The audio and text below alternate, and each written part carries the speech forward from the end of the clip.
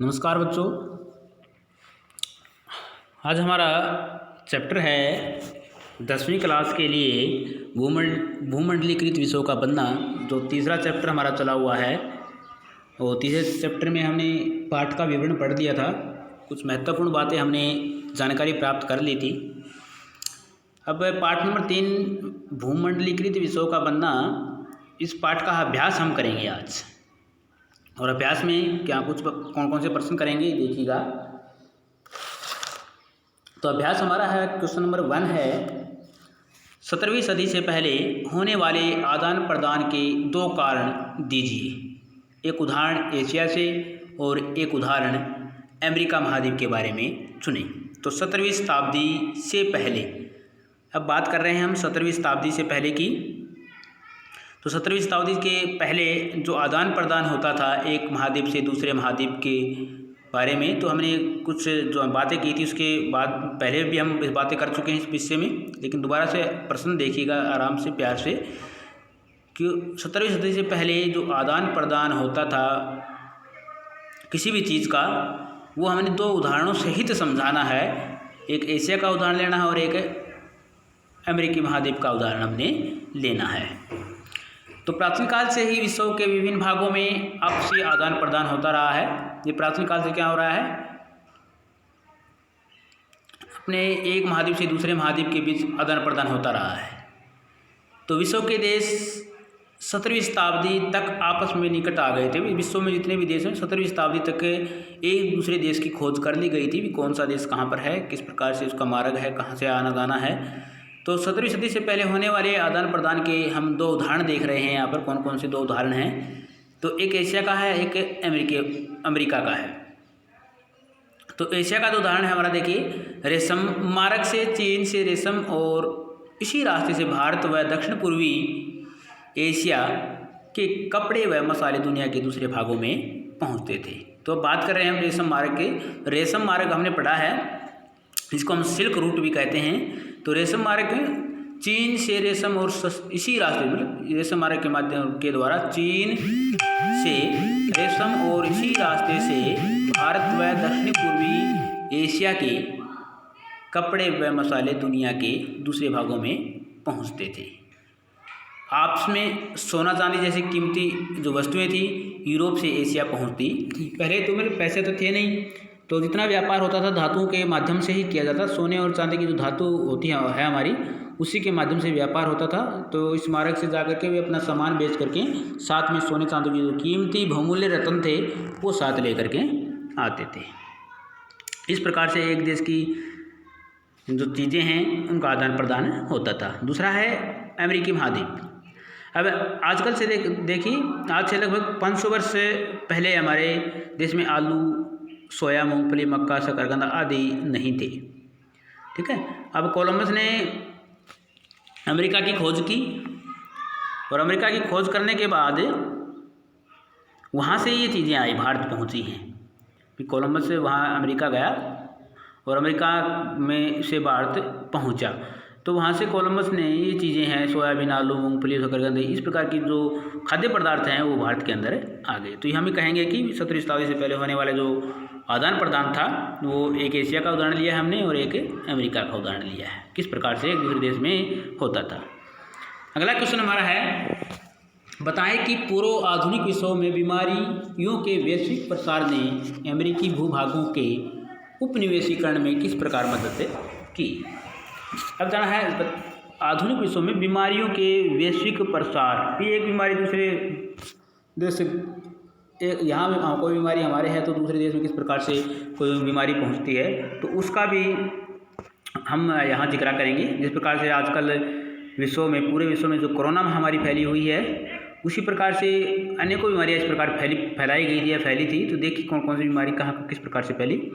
तो अमेरिकी भूभागों के उपनिवेशीकरण की प्रक्रिया 16वीं शताब्दी के मध्य में आरंभ हुई थी। कब हुई थी? 16वीं सदी के मध्य में आरंभ हुई थी। कौन सी? अमेरिका में भूभागों के वैश्वीकरण की प्रक्रिया भी, और दूसरे देशों को अपना वैश्वीकरण, अपने उपनिवेश शासन किया जाए, वहाँ पर अपना उसको उपनिवेश बनाया जाए अपना। तो ये इन्होंने प्रक्रिया 16वीं सदी में आरंभ कर दी थी। भी दूसरे देशों पर अपना व्यापार करना, फिर उस पर कब्जा करना, इस प्रकार की प्रक्रिया करनी शुरू कर दी थी। यह कार्य 16वीं सदी के मध्य तक आते आते पुर्तगाली और स्पेनिश सेनाओं ने किया। कब किया था? 16वीं सदी के मध्य तक आते आते पुर्तगाली सेना और स्पेनिश सेना ने किया था। तो यूरोपीय सेनाएं केवल अपनी सैनिक शक्ति के दम पर नहीं जीतती थी। जो यूरोपीय जो सेनाएं थी अपनी सैनिक शक्ति के दम पर नहीं जीतती थी कोई भी युद्ध, तो जीतने के लिए उसको कुछ अजीब किस्म के हथियार उनके पास थे। तो स्पेनिश विजेताओं के सबसे शक्तिशाली हथियार में परंपरागत किस्म का सैनिक हथियार तो कोई था ही नहीं। यह हथियार तो चेचक जैसे कीटाणु थे जो स्पेनिश सैनिक और अफसरों के साथ वहाँ पहुँचे थे। अब ये तो पुर्तगाली और स्पेनिश सेना थी, उनके पास कोई टेक्निकल हथियार नहीं थे, लेकिन उनके पास क्या थी? बीमारी, चेचक के कीटाणु थे। अब इनके पास तो चीज़ें थी इससे लड़ने के लिए। अब लड़ने के लिए इनके पास चीज़ें थी तो ये तो उसकी चेचक का जो प्रभाव था उसको रोक सकते थे, उसका इलाज कर सकते थे। लेकिन ये जब अमेरिका में गए तो वहाँ भी ये बीमारी है वो फैल गई और वहाँ के जो सैनिक थे वो बीमार हो गए, चेचक से परेशान हो गए।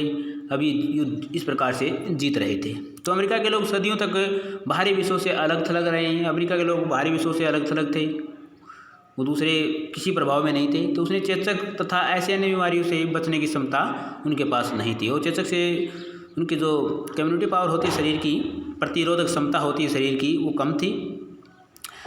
वे चेचक के आसानी से शिकार हो गए और वहाँ पर चेचक का जो संक्रमण था वो फैल गया और धीरे धीरे करके पूरे महाद्वीप में चेचक है वो फैल गई। जिस प्रकार से जो आज कोरोना है वो चीन के वुहान शहर से निकल करके और पूरे विश्व में है संक्रमण इसका है वो फैल गया है। इसी प्रकार से चेचक था वो भी इसी प्रकार से पूरे महाद्वीप में फैल गया। दूसरी ओर यूरोपीय सैनिक के पास चेचक के बचाव के पूरे साधन थे, लेकिन जो यूरोपीय सैनिक थे उनके पास चेचक के बचाव थे। उनके शरीर में रोग प्रतिरोधक शक्ति भी थी, चेचक के जो कीटाणु थे उनसे लड़ने के लिए शक्ति भी थी शरीर के अंदर। इस तरह घुसपैठियों की जीत का रास्ता अपनाना आसान होता चला गया। इस प्रकार से उन्होंने वहाँ पर बीमारी फैला करके और वहाँ की को अपना रास्ता है साफ कर लिया। इस पर बीमारियों के वैश्विक प्रसार ने उपनिवेशकों की विजय में बहुत बड़ी भूमिका निभाई है। तो ये था हमारा क्वेश्चन कि पूर्व आधुनिक विश्व में बीमारियों के वैश्विक प्रसार ने अमेरिकी भूभाग के उपनिवेशीकरण में किस प्रकार मदद की। अगला क्वेश्चन हमारा है कारण लॉ को समाप्त करने के बारे में ब्रिटिश सरकार का फैसला। अब कारण लॉ के बारे में हम पढ़ चुके हैं कि कारण लॉ क्या था, तो एक बार फिर पढ़ लेते हैं इसको कारण लॉ को।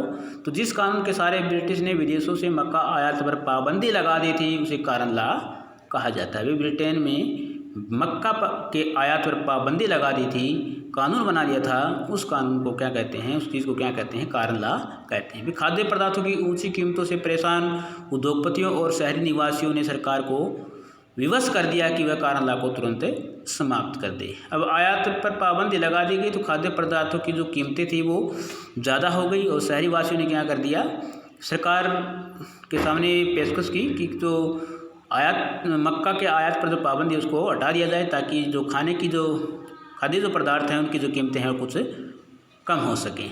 तो कारण लॉ के समाप्त हो जाने के बाद बहुत कम कीमतों पर खाद्य पदार्थों का आयात किया जाने लगा। आयातित खाद्य पदार्थों की लागत ब्रिटेन में पैदा होने वाले खाद्य पदार्थों से कम थी, परंतु फलस्वरूप ब्रिटेन के किसानों की हालात बिगड़ने लगी क्योंकि यह आयात किए जाने वाले माल की कीमत का मुकाबला नहीं कर सकते थे।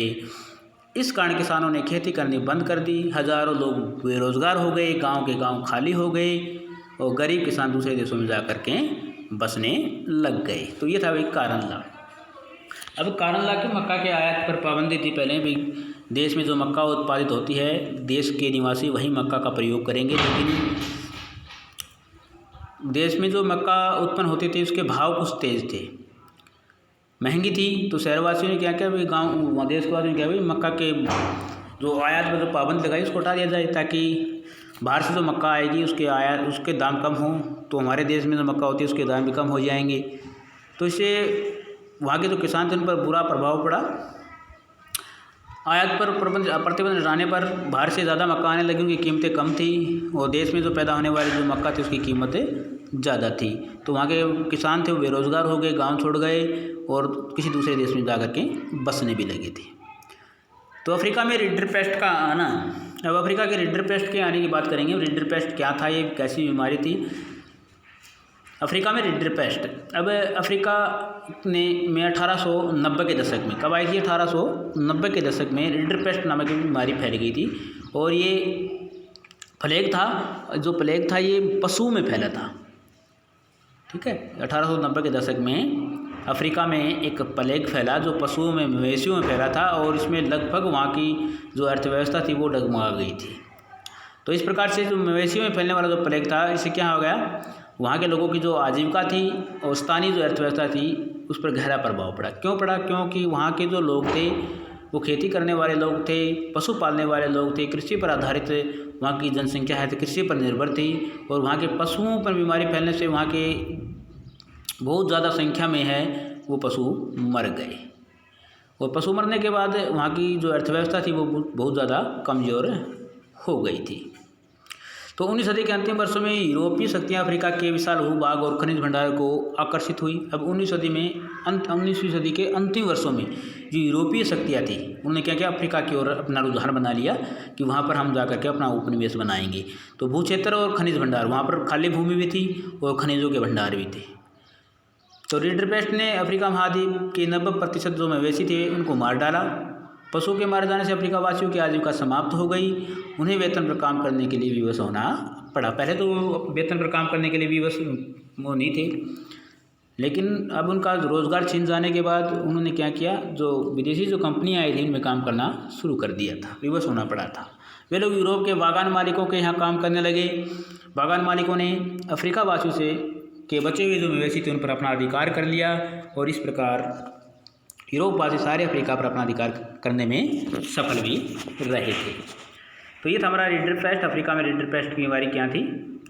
अगला क्वेश्चन हमारा, विश्व युद्ध के कारण यूरोप में कामकाजी उम्र के पुरुषों की मौत। अब विश्व युद्ध हुआ है, तो विश्व युद्ध हुआ तो इसमें यूरोप में जो कामकाजी पुरुष थे, काम करने वाले जो लोग थे, उनकी मृत्यु हो गई। युद्ध में लोग बहुत ही सैनिक मारे गए। तब क्या हुआ थे, प्रथम विश्व युद्ध एक विनाशकारी युद्ध था। इसमें प्रत्यक्ष या अप्रत्यक्ष रूप से 6 करोड़ लोग मारे गए थे। प्रत्यक्ष रूप से युद्ध के में लड़ते हुए और अप्रत्यक्ष रूप से भी और कई क्रिया के अंदर 6 करोड़ लोग मारे गए थे। और यह संख्या 1939 की जनसंख्या का लगभग 3% भी थी। 1939 में 3% थी यह जनसंख्या। तो यहाँ लगभग कामकाजी लोग थे। ये सारे काम कौन थे, कामकाजी लोग, काम करने वाले लोग थे। परिवार की आजीविका के सदस्य कम होने से परिवार की आय भी कम हो गई। अब लोग मारे गए, काम करने वाले तो मर गए। अब आजीविका कमाने के लिए जो लोग हैं नहीं, तो वहाँ की जो अर्थव्यवस्था थी वो डाउन हो गई। परिवार के अंदर आर्थिक संकट पैदा हो गया। अतः औरतों को ये सब काम करने पड़ते थे जो कभी पुरुष किया करते थे। इसे कहेंगे हम विश्व युद्ध के कारण यूरोप में कामकाजी पुरुषों की मौत। अगला है भारतीय अर्थव्यवस्था पर महामंदी का प्रभाव। तो भारतीय अर्थव्यवस्था पर महामंदी का प्रभाव, महामंदी आई थी 1939 में हुई। अमेरिका के अंदर इसका सबसे ज़्यादा प्रभाव रहा था। तो 19वीं सदी के आरंभ तक विश्व की अर्थव्यवस्था एक हो चुकी थी। विश्व के एक भाग में होने वाले आर्थिक संकट का प्रभाव सारे विश्व में देखा जा सकता था। विश्व में होने वाली मंदी ने भारत पर भी प्रभाव डाला, इसके कारण स्पष्ट है। तो 20वीं सदी के आरंभ तक क्या हो गया था, विश्व की अर्थव्यवस्था एक हो चुकी थी। किसी भी देश पर कोई प्रभाव पड़ता है तो पूरे विश्व पर उसका प्रभाव देखने को मिलता था। तो 1928 से 1934 के बीच देश के आयात निर्यात घट करके आधे हो गए थे। 1928 से 1934 के बीच भारत में गेहूं की कीमत 50% कम हो गई थी। बंगाल में कच्चा पटसन उगाया जाता था, उसे टाट बोरियां बनाई जाती थी। ये निर्यात बंद हो गया तो यहाँ 60% इसमें कमी देखी गई थी। कई किसानों ने उपज बढ़ाने के लिए कर्जे ले रखे थे। अब उपज का सही मूल्य न मिलने के कारण उनकी बुरी हालत हो गई कि वो कर्जे के नीचे डूब गए। सूदखोरों ने उनके जो ज़मीन गिरवी रखी थी, गहने गिरवी रखे थे, वो छीन लिए और वे उनके बुरे हालात हो गई। तो भारत के जो शहरी क्षेत्र से मंदी में इतना प्रभाव नहीं डाला। उनकी आय निश्चित होने के कारण उन्हें हालात ठीक रहे। शहर में रहने वाले वेतनभोगी कर्मचारी और जमींदार इन्हें निश्चित किराया मिलता था, इस मंदी से अप्रभावित है। शहर में इस महामंदी का प्रभाव बहुत कम रहा, क्योंकि उनके शहर के अंदर जो सर्विसमैन व्यक्ति रहते हैं, नौकरी पेशे वाले व्यक्ति रहते हैं, तो उनमें वेतनभोगी जो लोग थे उनकी आय वो निश्चित थी। इसलिए महामंदी का जो प्रभाव था इन लोगों पर नहीं देखा गया था। तो ये थी हमारे भारतीय अर्थव्यवस्था और महामंदी का प्रभाव भी लगभग सब हर चीज़ का दाम थे वो गिर गए थे। इस कारण से महामंदी का प्रभाव भारत पर भी देखने को मिला था। अगला है बहुराष्ट्रीय कंपनियों द्वारा अपने उत्पादन को एशियाई देशों में स्थानांतरित करने का फैसला। बहुराष्ट्रीय जो कंपनियां थी उन्होंने अपने एशियाई देशों में अपने उद्योग हैं वो स्थानांतरित करने का फैसला कैसे लिया। देखिए, जिन कंपनियों का व्यापार एक देश से दूसरे देशों में फैला होता है उन्हें बहुराष्ट्रीय कंपनियां कहते हैं। और कहता है एक देश से अधिक देशों में फैला हुआ जो व्यापार होता है किसी भी कंपनी का उसको क्या कहते हैं, बहुराष्ट्रीय कंपनी कहते हैं। भी अनेकों देशों में उसका जो व्यापार होता है तो उस कंपनी को क्या कहेंगे, बहुराष्ट्रीय कंपनी कहेंगे। ऐसी कंपनियां सर्वप्रथम 1920 में स्थापित हुई थी। इन कंपनियों के सामने एक समस्या यह थी कि इन्हें अपने उत्पादन को बेचने के लिए देशों को भारी सीमा शुल्क देना पड़ता था। अब इस प्रकार की जो कंपनी थी उनकी स्थापना हुई 1920 में। और इन कंपनियों के सामने एक बहुत बड़ी समस्या क्या थी, भी किसी भी देश अन्य देश में जो अपना सामान बेचते थे, उत्पादन कोई भी करते थे वो बेचते थे तो सीमा शुल्क उनको देना पड़ता था। इसके कारण उन्हें इनके उत्पाद वो महंगे हो जाते थे। इसलिए इन कंपनियों ने अपने उत्पाद इकाइयों को एशिया के देशों में स्थानांतरित करने का निर्णय लिया। उन्होंने सोचा कि क्यों न वहीं अपने उद्योग हैं, अपनी फैक्ट्रियां हैं वो लगाई जाएं। इन देशों में श्रम सस्ता था और इन देशों में जो मजदूर थे, कार्य करने वाले लोग थे, वो भी सस्ते मिल जाते थे। इस कारण यहाँ उत्पादन कम कीमत पर किया जा सकता है। इस प्रकार से हम जो अपने उद्योग वहाँ लगाएंगे तो यहाँ पर कम कीमत में जो प्रोडक्ट हम बनाते हैं उस प्रोडक्ट का कीमत भी कम बनेगी। उत्पादन लागत सस्ती होने के कारण ही कंपनियाँ अपने माल को कम कीमत पर बेच सकती हैं। इसके उत्पादन अधिक मात्रा में बिकने लगेंगे। इसके कारण विश्व बाजार पर इसका नियंत्रण हो जाएगा। तो ये था हमारा बहुराष्ट्रीय कंपनियाँ अपने उत्पाद एशिया के अन्य देशों में स्थानांतरित करने का फैसला लेते हैं। तो आज के वीडियो में इतना ही हम करेंगे। हमारे 3 क्वेश्चन हो गए हैं इसके अंदर और आगे जो क्वेश्चन बचते हैं वो अगले वीडियो में करेंगे। तब तक के लिए धन्यवाद। अगर वीडियो आपको अच्छी लगे तो वीडियो को लाइक करें, शेयर करें, चैनल को सब्सक्राइब करें और अपना जो चैनल है सेल्फ स्टडी पॉइंट, इस चैनल को ज़्यादा से ज़्यादा लोगों तक पहुंचा करके सब्सक्राइब करवाएं और अपने वीडियो को लाइक करें। और अगर वीडियो पसंद आती है तो लाइक के साथ कमेंट करें, बताएं कि वीडियो आपको कैसी लगी। धन्यवाद, नमस्कार।